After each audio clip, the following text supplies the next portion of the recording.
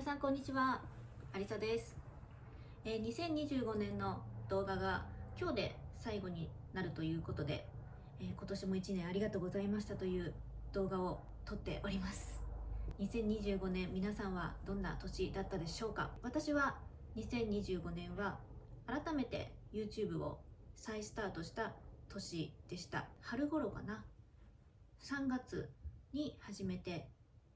週1回必ず投稿するという自分との約束を決めて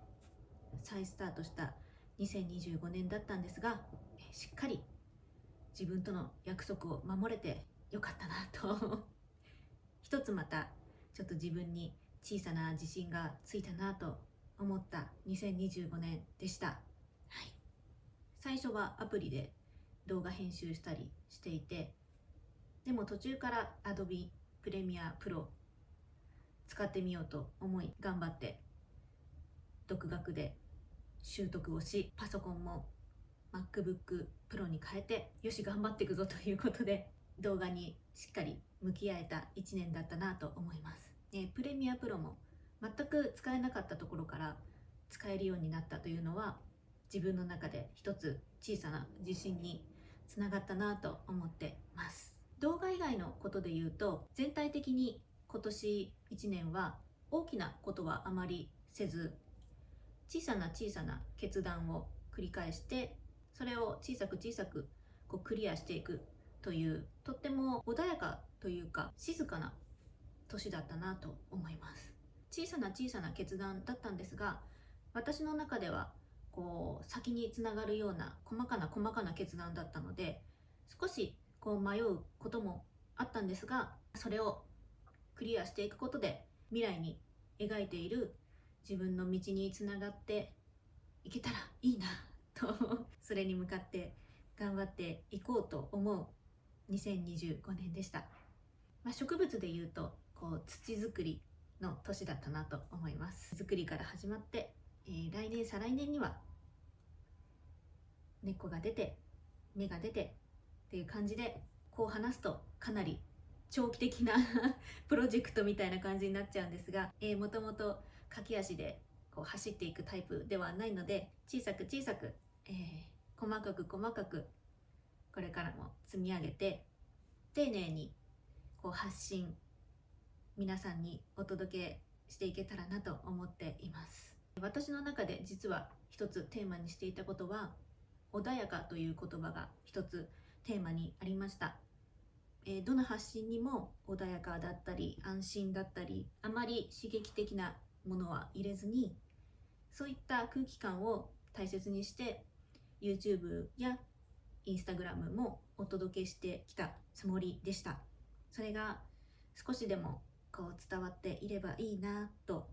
思いつつ、でも先日ちょっとお友達とかと話す機会があって、そんなような私の空気感を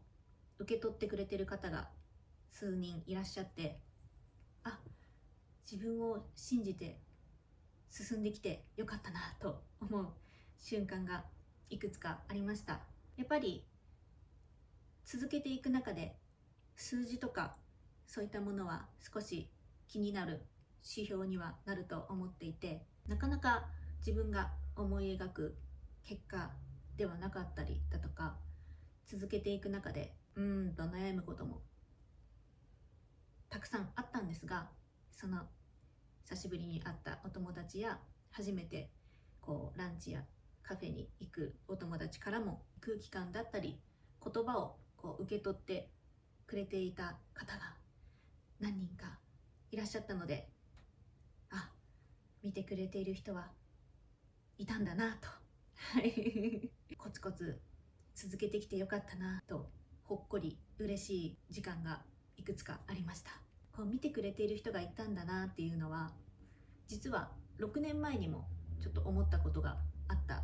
んですよね。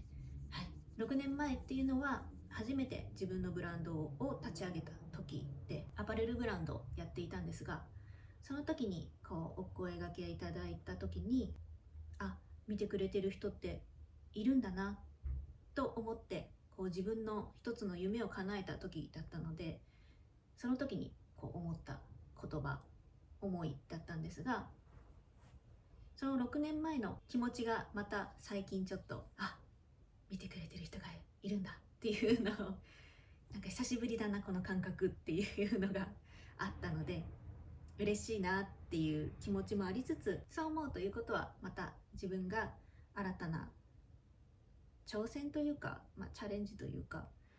そういったことをやっているから、その当時のような気持ちが蘇ってきたのかなとちょっと思いました。はい、これからもコツコツ自分が大切にしているものを丁寧に皆さんにお届けして、その空気感だったりとかを皆さんと共有していけたらなと思っています。はい、なのでこれからも変わらず日常、のんびりとしたゆったりとした日常をお届けしたいと思ってますので、よかったら引き続きご覧いただけると嬉しいです。もしよかったなと思ってくださる方がいたら、チャンネル登録といいねボタンもいただけるとすごく励みになります。はい、そんな感じで2025年もありがとうございました。2026年もよろしくお願いします。